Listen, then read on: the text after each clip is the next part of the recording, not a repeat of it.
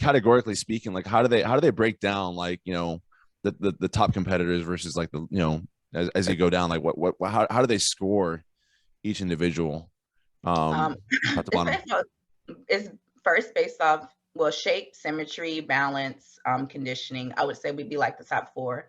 A lot of genetics come into play. So if you're in Yeah, bodybuilding, you want to have a tiny waist. yeah, You yeah, have a yeah, big waist. I don't yeah. care if you're a bodybuilder or classic Z figure, it's going to be harder. So they want a tiny waist. They want an extreme V taper, right? So you want wider lats. They want you to have nice quad sweeps. So they want you to have like that X frame, but they also want you to be balanced. So your upper body shouldn't overshadow your lower body. Okay. And they also want you to have People who skip leg days. yeah, that's so yeah, I'm not gonna talk about that. So they want symmetry, balance. There's a level of muscle density that you need to have. So that's something I've been improving on along the way is the density of my muscles. Like I said, it comes with muscle maturity. So you want to have a certain density of muscle. And then it comes down to conditioning because you can have all that, but if you don't come in at the right body fat for the look they want, then you probably will not place. You might find yourself in top 10. But they want to be able to see like the separation between your muscles. Yep. In my category, they don't want to see like striations. As you get into the bigger categories, you can have striations. You want to be able to see like, your ab blocks, right? They really want to see that muscle definition. They want to see where the shoulder separates. They want to see what the different insertions are in the quads. So it gets, I usually go on stage under 10% body fat, Oh, easy. oh, wow. Yeah. Yeah. It's almost like if someone were to recreate like a sculpture of you as like a marble sculpture, it's like they want to see like all the details. You want to see as many details as possible from what it sounds like. Yeah. That's really interesting. No, that's Yeah. a great way to put it. The more you work, as you get closer to the show, you're actually focusing on details. So you start like really, when you're lifting, you're really squeezing the muscles at the insertions, like really focusing on the detail within the muscle. No, that's a perfect way to put it. Yeah. Wow. Wow. That's really interesting.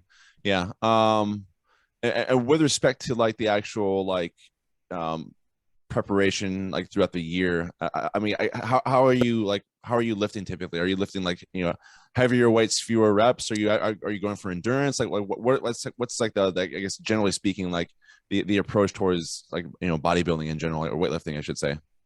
Yeah, it depends on where you are in your preparation. So right now I'm in an improvement phase. I'm trying Mm-hmm. to put on more size.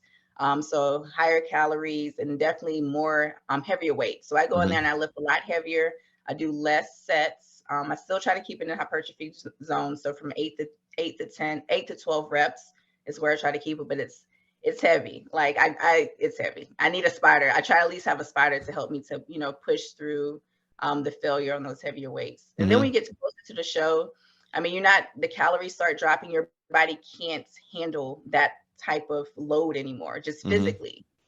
So you start bringing down the level of weights. You start increasing your reps, and then you start, as you get closer to the stage, you really just start focusing on detail. So it just depends on where you are. But right now, I'm just lifting really heavy. Yeah, Yeah. every day. I'll have like my off weeks where I have to deload because it can be a lot on the joints. But Right. yeah, it's That's heavy. interesting.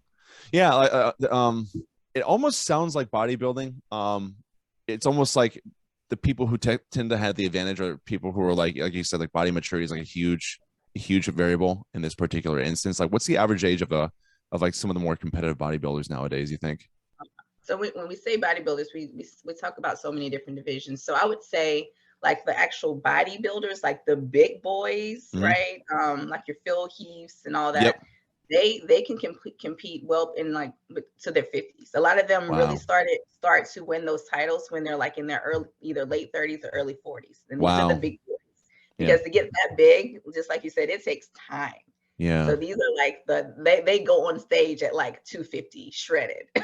Wow. So, Yeah. they're walking on the off season close to 300. So, for them, I would say they can even go until late 40s, 50s. For the females, we usually don't last as long, which is Interesting. interesting. Yeah, we don't usually last as long, but you got to think about it too. Men's bodies are built to carry more muscle, to testosterone levels, things of that nature. So all of our testosterone levels start decreasing as we get older. Females, we already don't have that much in us. That's why you see the female bodybuilders, the big girls, like the really big girls, they have to take artificial testosterone to Oh, help wow. them to build their muscles. So I would say in my category, some of the females may do it until their late 30s, early 40s, but you usually don't see many in their 40s in the bikini figure category. So I would say between 30, mid 40s. Interesting. Yeah. And then so like if you mind me asking, because you just mentioned this, the artificial testosterone for women, is that controversial within the female sphere? Is that looked down upon, or what?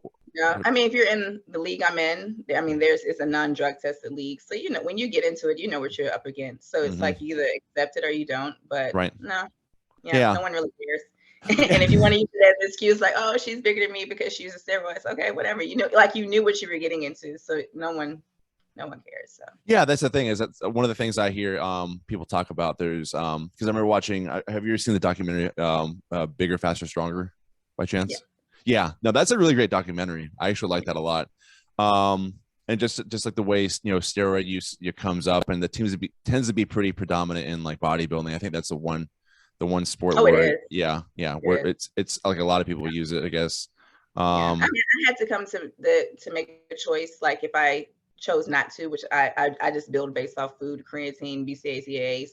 I know that it's going to take me longer to put on more size, so I have to be okay with that. And also, I know that it may get to a point where I may not be able to go to the next level that I want to, and I have to be okay with that. If I don't choose, like if my body gets to a point where it naturally can't keep progressing to the muscle density or whatever that's needed, then I'm okay with that. Like I understand that I'm going against most of the girls I go against are on steroids, but I don't care. Like I have great genetics, thank God.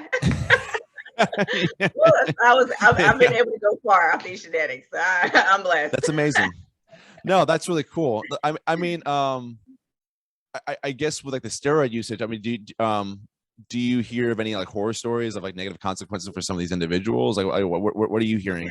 We had a couple of deaths last year. It hit the bodybuilding. Yeah, it hit the bodybuilding world hard. I mean, obviously, you never know if that was the cause of their death, but it was a couple of deaths that was like right before, like the day before the show. Like we had two really big bodybuilders. Like when I say big, just well known. One right before the Olympia, right? The Olympia.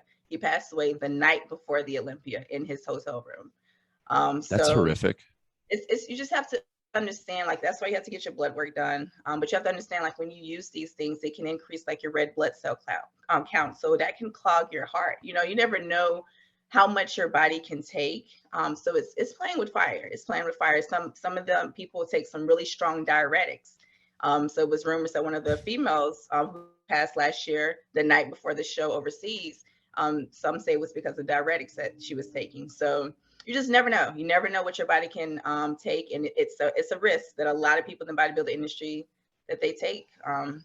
Yeah, there's a lot of diuretics out there that people use. Like I know, for example, like I know Explode, I think is it considered a diuretic? No, I mean I'm not sure what you. Explode. Oh, they taking like some pharmaceutical grade stuff. yeah. Yeah. You need a doctor to get some of that stuff. Yeah.